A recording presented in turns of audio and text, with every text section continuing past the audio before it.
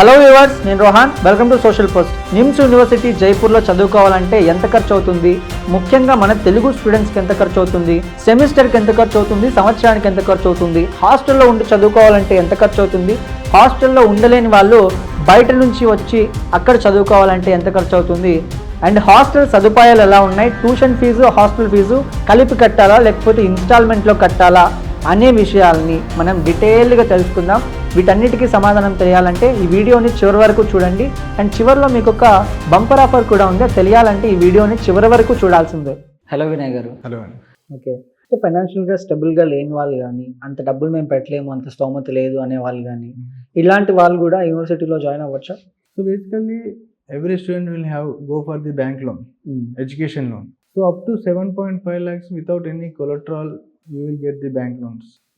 Okay.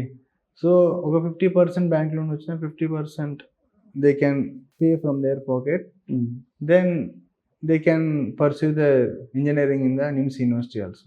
And if they have any collateral properties like house unna, commercial plots unna, they can keep them as a collateral and they can get the 100% loan on that also. అంటే NIMS university జైపూర్లో UG ప్రోగ్రామ్కి ఎంత ఖర్చు అవుతుంది? ఒక 4 years ఉంటుంది కాబట్టి programme 4 years కలిపి ఎంత ఖర్చు అవుతుందండి? So when it comes to BTech CSC, with including the NIMS degree, with including dual degree, Florida Tech University degree, with including hostel food accommodations, and also the global certifications. We are providing the 4 to 5 global certifications. So ivanni hostel food anni include cheskoni the total package will be around 16 lakhs. Okay. So 4 years ki.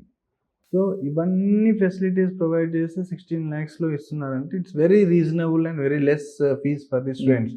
సెమిస్టర్కి ఎంత ఖర్చు అవుతుంది? సెమిస్టర్కి 2 lakhs, 2 lakhs per semester. 8 into 2 lakhs, 16 lakhs will be the package. So ఒకవేళ core branches చదవాలనుకోండి, దానికి ఎంత ఖర్చు అవుతుందండి? So ఇప్పుడు మనం కోర్ బ్రాంచెస్ చదవాలి అంటే వాళ్ళ టోటల్ ప్యాకేజ్ వచ్చేసి అరౌండ్ 12 lakhs లో అయిపోతుంది. దాంట్లో కూడా మనకి ట్యూషన్ ఫీజు అయిపోతుంది, హాస్టల్ అండ్ ఫుడ్ అకామిడేషన్స్ అయిపోతుంది, సర్టిఫికేషన్స్ వచ్చేస్తుంది.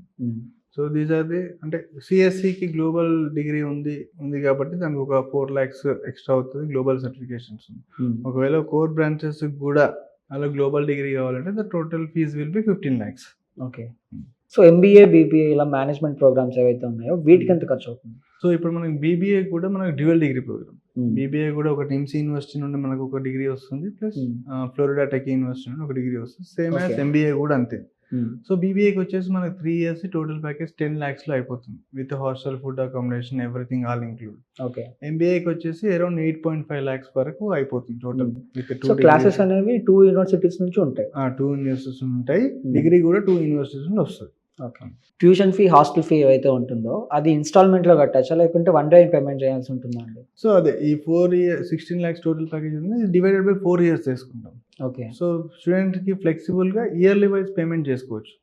ఫర్ ఎగ్జాంపుల్ ట్యూషన్ ఫీజు ఒకసారి సింగిల్ పేమెంట్ చేసుకుని ట్యూషన్ ఫీజు వచ్చి సెమిస్టర్ వైజ్ పే చేసుకోవచ్చు.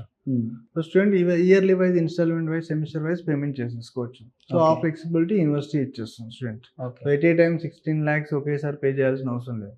Student has to pay semester wise and year wise payment చేసుకుంటే సరిపోతుంది. అది any course in the university they can pay in the yearly payment.